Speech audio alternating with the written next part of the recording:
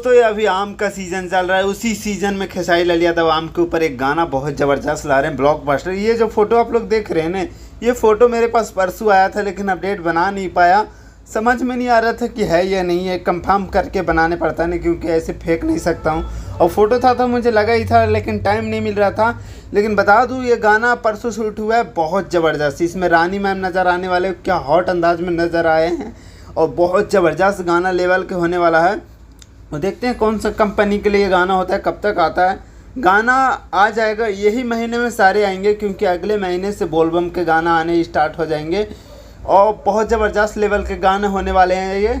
और मैं तो कहता हूँ जितने एल्बम सॉन्ग आप लोग शूट किए हैं, जल्दी जल्दी आप लोग रिलीज़ कीजिए, उसके बाद आ जाएगा बोलबम। और बोलबम के इस पर गाने में क्वालिटी रखिएगा थोड़ा हाई लेवल पे, और बहुत ज़बरदस्त गाने होने वाला है। ये आम वाला गाना ने बहुत तबाही मचाने वाला है। सो मैं ज़्यादा कुछ नहीं बोलता हूँ। ओके बाय, मिलता हूँ नेक्स्ट अपडेट में। इंस्टाग्राम की लिंक दिया, मेरे से जुड़िए, मुझसे बात कीजिए। Okay, love you, bye.